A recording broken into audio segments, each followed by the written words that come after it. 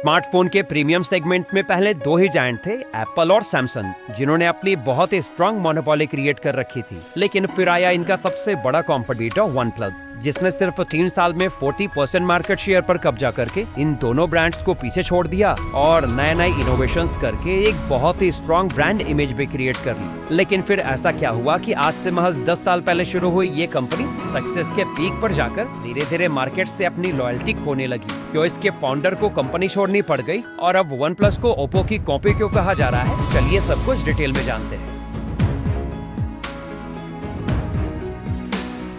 तो दोस्तों, one plus के को फाउंडर कार्ल पाई 2010 में अपनी स्टडी के दौरान ही नोकिया कंपनी में काम करने लगे थे। वहाँ 3 महीने तक काम करने के बाद उन्होंने कंपनी छोड़ दी और उसके बाद ओप्पो को ज्वाइन कर लिया। उस दौरान उन्होंने बहुत से स्मार्टफोन्स देखे और उनके फीचर्स को समझा, लेकिन किसी भी फोन से उन्हें 100% सेटिस्फेक्शन नहीं मिल पाया। साथ ही उन्होंने ये भी नोटिस किया कि किसी फोन का डिजाइन अच्छा होता है तो वो फीचर्स में मार खा जाता है, और अगर किसी के फीचर्स अच्छे होते हैं तो फिर डिजाइन नहीं। और अगर इक्का दुक्का कोई स्मार्टफोन इन दोनों क्राइटेरिया को थोड़ा बहुत फिल भी कर लेते तो फिर उसकी प्राइस इतनी ज्यादा हाई होती है कि हर कोई इसे अफोर्ड नहीं कर सकता था। और दोस्तों, इसी मार्केट गैप को देखते हुए कार्ल पाई ने एक ऐसा स्मार्टफोन बनाने का सोचा जो डिजाइन और फीचर्स दोनों में ही बेस्ट हो, साथ ही इसकी प्राइस कैटेगरी भी मिड रेंज हो, ताकि मैक्सिमम लोग बजट में भी एक प्रीमियम फोन इस्तेमाल कर सकें। अब अपने इन्हीं आइडियाज के साथ कार्ल पाई ने ओप्पो कंपनी को छोड़ दिया और अपने एक दोस्त पेटे लाओ के साथ मिलकर वन प्लस नाम की कंपनी बनाई, जिसका मतलब था कॉम्पिटिटर्स के 1 स्टेप आगे। स्टार्टिंग में उनकी कंपनी में सिर्फ 5 एम्प्लॉइज ही थे और ये सभी एक कैफे में बैठकर प्रोजेक्ट से रिलेटेड बातों पर डिस्कशन किया करते थे। अब कार्ल ने देखा कि इन सभी एम्प्लॉइज के पास ही आईफोन था और इसी वजह से कार्ल पाई ने क्विकली उन मेन रीजंस को समझ लिया कि आखिर लोग एंड्रॉइड को क्यों यूज नहीं करना चाहते। उन्होंने देखा कि ज्यादातर एंड्रॉइड फोन्स की पुअर बिल्ड क्वालिटी, लैगी सॉफ्टवेयर और सिक्योरिटी इश्यूज ने यूजर्स को परेशान कर रखा था और उन्हें वो एक्सपीरियंस नहीं मिल पा रहा था जो कि आईफोन प्रोवाइड कर रहा था। यही वजह है कि ओवर बजट होने के बावजूद भी एप्पल ने अपनी मोनोपोली क्रिएट कर ली। लेकिन फिर उनका क्या, तो आईफोन अफोर्ड ही नहीं कर सकते? यही सब रियलाइज करके कार्ल पाई ने एक बेहद स्लीक डिजाइन और सस्ते में आईफोन जैसा ही बेहतरीन यूजर एक्सपीरियंस एंड्रॉइड में दिलाने का सोचा। साथ ही काफी स्ट्रैटेजी और मार्केट रिसर्च के बाद इन्होंने अपने पूरे मोमेंट को ऑफलाइन के जगह ऑनलाइन रखा, क्योंकि ऑनलाइन में वो मार्केटिंग पर बहुत कम खर्च करके भी तेजी से एक बड़ा यूजर बेस क्रिएट कर सकते थे। और फिर अपने प्लान को एग्जीक्यूट करके दिसंबर 2013 में फाउंडर्स ने अपना कमाल का स्लोगन अनाउंस किया, नेवर सेटल। इसके बाद उन्होंने अपनी एक ऑनलाइन कम्युनिटी भी बनाई, जिसके जरिए लोग वन प्लस न्यूज और फोरम्स को एक्सेस कर सकते थे। हालांकि अभी कंपनी ने अपना एक भी स्मार्टफोन लॉन्च नहीं किया था, लेकिन फिर भी इसकी कम्युनिटी से बहुत बड़ी संख्या में लोग जुड़ने लगे थे, क्योंकि कहीं ना कहीं लोगों को ये आइडिया हो गया था कि कंपनी कोई रेवोल्यूशनरी प्रोडक्ट बना रही है। फिर आया 23 अप्रैल 2014 का दिन, जब वन प्लस ने अपना पहला स्मार्टफोन लॉन्च किया, वन प्लस वन। अब जब ये फोन लॉन्च होने वाला था तो कंपनी का अनुमान था कि उनके कुछ हजार से ज्यादा स्मार्टफोन नहीं बिकेंगे। इसी को ध्यान में रखते हुए उन्होंने पहले वन प्लस वन के सिर्फ 1000 यूनिट को ही मैन्युफैक्चर किया था।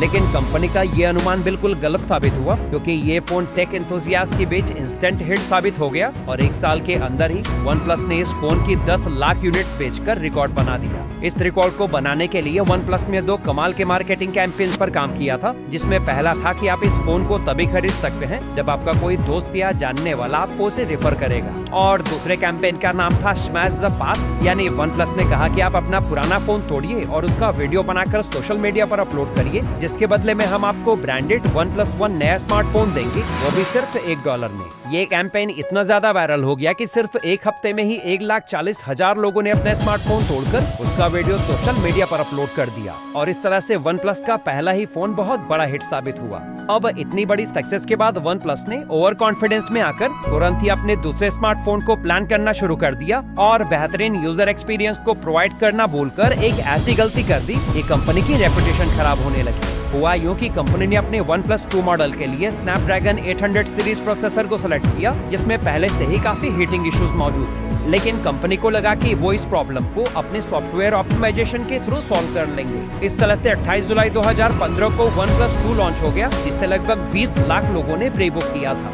लेकिन जब उन्होंने इस फोन को खरीदा तो उन्हें हीटिंग इश्यूज आने लगे, साथ ही unresponsive fingerprint sensor, dual SIM selection issue और इसी तरह के ना जाने कितने प्रॉब्लम्स यूजर फेस करने लगे थे। और यही वजह थी कि OnePlus 2 पूरी तरह से फ्लॉप हो गई। अब इस फेलियर के बाद OnePlus ने बजट फोन सेगमेंट में एंटर करने का सोचा ताकि वो और भी बड़ा यूजर बेस क्रिएट कर सके। इसके लिए 2015 में ही उन्होंने अपने तीसरे स्मार्टफोन OnePlus X को लॉन्च कर दिया, वो फिर से 17,000 रुपए में, जिसमें 8 megapixel selfie camera, 13 megapixel main camera, 16 GB internal memory और 3 GB रैम जैसे बेहतरीन फीचर्स। लेकिन शायद OnePlus ये भूल गया कि इस सेगमेंट में पहले से ही काफी सारा भीड़ है और यहाँ उसे बहुत स्ट्रॉन्ग कंपटीशन का सामना करना पड़ेगा। और कुछ इसी तरह के प्रॉब्लम्स को फेस करके OnePlus 2 के बाद अब OnePlus X भी फेल हो चुका था। अब 2 बड़े फेलियर के बाद से OnePlus को यह रियलाइज हो गया कि लोग उन्हें कम बजट वाले फोन के लिए नहीं चुनते हैं, बल्कि उनकी डिमांड मिड रेंज प्राइस में प्रीमियम फोन्स के लिए है। और फिर अपने नेक्स्ट फोन को बनाने से पहले उन्होंने अपनी कम्युनिटी से फीडबैक लिया और सभी कमियों को दूर किया।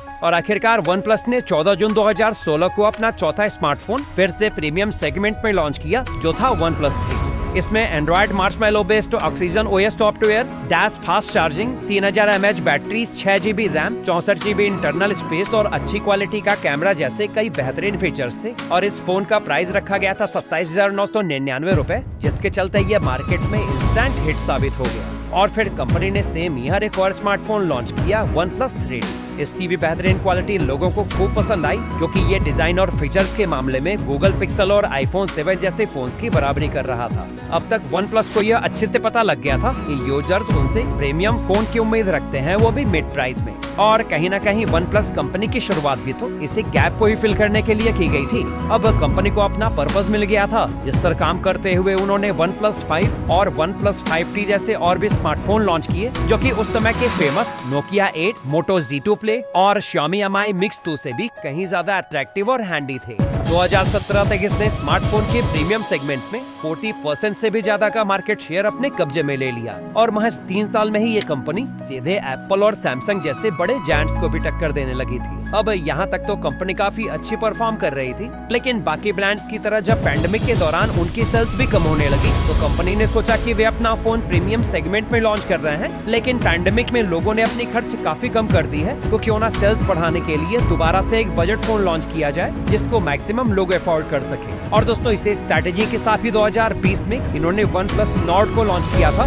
जिससे ये कमाई करने में तो कामयाब रहे, लेकिन कंपनी की रेप्यूटेशन पहले जैसी नहीं रही और न ही लोग इसे अब एप्पल और सैमसंग के कॉम्पिटिटर के रूप में देख रहे हैं।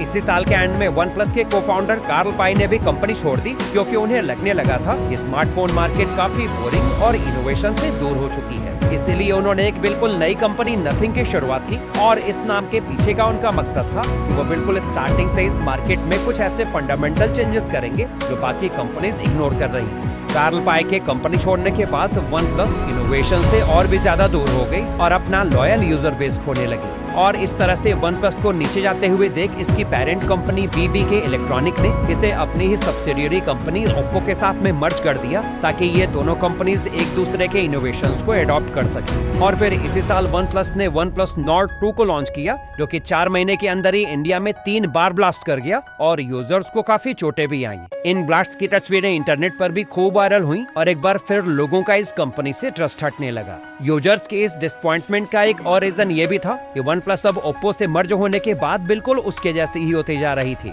दोनों के फीचर्स काफी हद तक सेम हो गए थे, यहाँ तक कि डिजाइन में भी काफी सिमिलरिटीज नजर आ रही थी। और जब कंपनी ने अनाउंस किया कि वो अपने फोन के ऑपरेटिंग सिस्टम को ऑक्सीजन OS की जगह Oppo के कलर OS पर शिफ्ट करने जा रहे हैं, तब इस फैसले को भी काफी ट्रोलिंग का सामना करना पड़ा, क्योंकि प्रीमियम प्राइस पे करने के बाद भी अगर उसके बदले में बजट सेगमेंट जैसा प्रोडक्ट मिले तो फिर ये कस्टमर्स को क्यों ही पसंद आएगा। लेकिन दोस्तों, यही सब बातें थी जो OnePlus ब्रांड समझ नहीं पाया और 40% मार्केट शेयर को गंवा सीधे 20% पर आ गिरा।